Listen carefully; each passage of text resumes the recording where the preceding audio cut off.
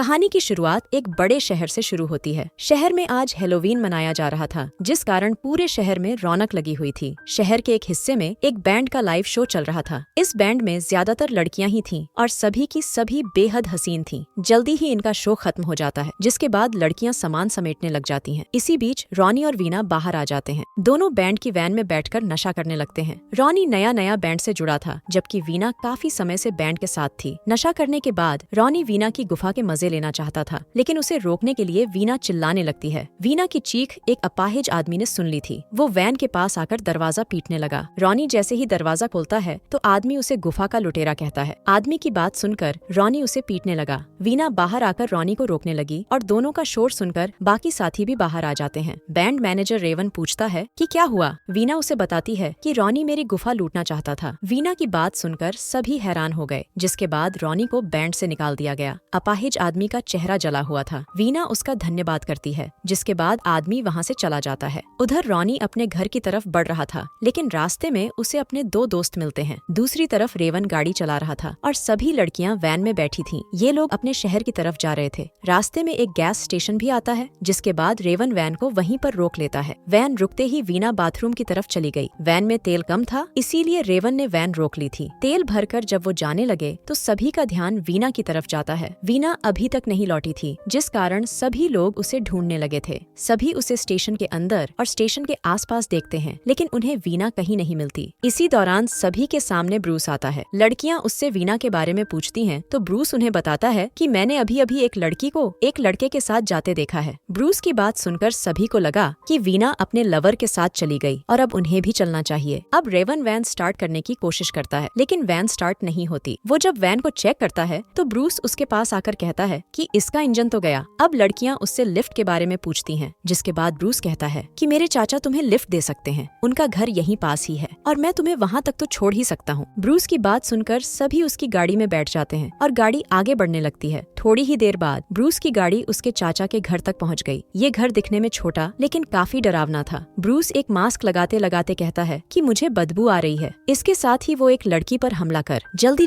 एक बटन दबाता है, जिसके बाद पूरी गाड़ी में गैस भर जाती है। देखते ही देखते सभी बेहोश हो गए। बस ब्रूस ही होश में था और वो सभी को गाड़ी से निकालकर घर की तरफ ले जाने लगा। कुछ देर बाद सभी लड़कियां एक बड़े से कमरे में थीं। जिना को जैसे ही होश आता है तो उसकी नजर कैरी पर पड़ती है। जिना ने देख लिया था कि कैरी बेहद डरी हुई है। वो पहले उसके पास आती है और फिर ईवा को होश में लाती है। इसके बाद दोनों लीजा के पास जाकर उसे भी होश में लाती हैं। चारों लड़कियों को कुछ समझ नहीं आ रहा था कि उनके साथ क्या हो रहा है। इसी बीच ईवा रेवन के पास जाकर उसे भी होश में लाती है। कमरे में दो दरवाजे थे और दोनों ही बंद थे। लड़कियों को कोई कैमरे से देख रहा था। कैरी के हाथ एक पाइप लग चुका था और वो बेहद गुस्से में नजर आ रही थी। इसी बीच माइक में आवाज आती है कि मेरा नाम जॉन है और तुम सभी का मेरे घर में स्वागत है। मैं तुम लोगों के साथ एक गेम खेलना चाहता हूँ। कैरी ने माइक वाले की फटी आवाज पहचान ली थी। ये फटी हुई आवाज उसी आदमी की थी जिसने वीना की मदद की थी। जॉन आगे कहता है, तुम लोग इस वक्त पहले कमरे में हो। जो तीसरे कमरे में जाकर जीतेगा सिर्फ वही जिंदा बचेगा। अब लड़कियां उससे गेम के बारे में पूछती हैं, तो जॉन उन्हें बताता है कि हर कमरे में किसी को मरना होगा, तभी तुम में से कोई जिंदा बचेगा। मैंने यहाँ गन भी छुपा रखी है ताकि तुम लोग गेम खेल सको। उसकी बात सुनकर लड़कियां गेम खेलने से मना कर देती हैं। अब जॉन एक बटन दबाता है और कमरे में गैस भरने लगती है। अब सभी को डरावनी चीजें दिखने लगी थी। असल में ये गैस सीधा दिमाग पर असर करती थी। ये गैस लोगों को डरावनी चीजें दिखाकर उन्हें पागल कर देती थी। डरावनी चीजें देख देख कर सभी चिल्लाने लगे और उन्हें चिल्लाते देखकर जॉन बेहद खुश था। कुछ ही देर बाद जॉन फिर से बटन दबाता है और कमरे से गैस चली जाती है। अब जॉन सभी से कहता है कि मेरे पास कई तरह की गैस है। अगर तुमने मेरी गेम नहीं खेली तो मैं जहरीली गैस से सभी को मार दूंगा। इसके साथ ही वो सभी को गन ढूंढने का भी समय देता है और सभी गन ढूंढने लग जाते हैं। जल्दी ही लीजा को एक गन भी मिल जाती है और तभी कमरे में वीना दाखिल होती है। वीना का जख्मी चेहरा देखकर सभी हैरान थे। दरअसल वीना को भी ब्रूस ने ही बेहोश किया था और वही उसे यहाँ लेकर आया था। लीजा की गन का मुंह वीना की तरफ था। जॉन उसे गोली चलाने को कहता है, लेकिन लीजा गोली नहीं चलाती। अब जॉन गुस्से में आकर एक और गैस छोड़ता है। इस गैस से सभी को धुंधला धुंधला नजर आने लगा था। लीजा को लगा कि ये जहरीली गैस है, इसलिए डर कर वो गोली चला देती है। गोली पहले रेवन को जख्मी करती है और फिर वीना को लगती है। लीजा की चलाई गोली ने दो जाने ले ली थी। अब लीजा गुस्से में आकर जॉन से उसके बारे में पूछती है। जॉन बताता है कि पहले मैं फौज में था और देश के लिए लड़ता था। एक बार दुश्मनों ने मुझे पकड़ लिया, उन्होंने मेरा चेहरा भी नोच लिया और साथ ही मुझे अपाहिज भी बना दिया। जॉन जिस देश के लिए लड़ता था अब अब उसी देश के लोग उसे बदसूरत कहने लगे थे। बस इसी बात ने उसे पागल कर दिया और वो लोगों के साथ गेम्स खेलने लगा था। जॉन की बीवी और एक बेटी भी थी। दोनों को जॉन की गेम्स के बारे में पता था और वो दोनों भी गेम्स का मजा लेती थी। दूसरी तरफ रॉनी अपने दोस्तों के साथ जा रहा था। उसकी गाड़ी जैसे ही स्टेशन के पास से गुजरती है तो वैन देखकर वो गाड़ी रुकवा लेता है। रॉनी को स्टेशन पर ब्रूस दिखता है। वो उससे वैन की लड़कियों के बारे में पूछता है तो ब्रूस उसे बताता है कि उनकी वैन खराब हो गई थी, इसलिए मैं उन्हें अपने चाचा के घर छोड़ आया था। उसकी बात सुनकर रॉनी वहाँ से जाने लगा। वो लड़कियों से बदला लेना चाहता था, इसलिए वो भी जॉन के घर की तरफ बढ़ने लगा। उधर लड़कियाँ दूसरे कमरे में पहुँच गई थीं, जबकि रॉनी जॉन के घर तक पहुँच गया था। घर का दरवाजा खुला था, इसलिए रॉनी और उसके दोस्त आराम से पहले कमरे में पहुँच जाते हैं। कमरे में रेवन और वीना की लाशें देखकर तीनों डर गए। इसी बीच कमरे का दरवाजा बंद हो जाता है, जिस कारण तीनों घबरा गए थे। जॉन भी तीनों को देख रहा था। वो फिर से एक बटन दबाता है, जिसके बाद कमरे में गैस भरने लगती है। ये गैस सांस के लिए खतरनाक थी। इस गैस के कारण तीनों लड़कों की हालत बिगड़ने लगी। तीनों की हालत जब काफी बिगड़ जाती है तो जॉन गैस बंद कर देता है। दूसरी तरफ कैरी ने लीजा से गन छीन ली थी। वो पहले खुद को मारना चाहती थी, लेकिन फिर कुछ सोचकर वो लीजा पर गोली चलाती है। कैरी की हरकत देखकर लड़कियां हैरान रह गईं। लीजा जैसे ही दम तोड़ती है तो आगे बढ़ने का दरवाजा खुल जाता है। तीनों लड़कियां जैसे ही अगले कमरे में आती हैं तो जिना गन देखकर दौड़ती है, मगर कैरी ने अपनी गन दिखाकर पहले ही उसे रोक लिया। इसी बीच ईवा उससे गन छीनने की कोशिश करती है। कैरी उसे रोककर जिना की तरफ गन करती है। वो जिना को मारना चाहती थी, लेकिन गन में गोलियां खत्म हो चुकी थीं। अब दोनों लड़कियों के बीच लड़ाई शुरू हो जाती है और कैरी जिना को काफी मारती है। इसी बीच ईवा ने नई गन उठा ली थी। वो कैरी को मारना चाहती थी, लेकिन गलती से जिना को मार देती है। दूसरी तरफ रॉनी के पास ब्रूस पहुंच चुका था।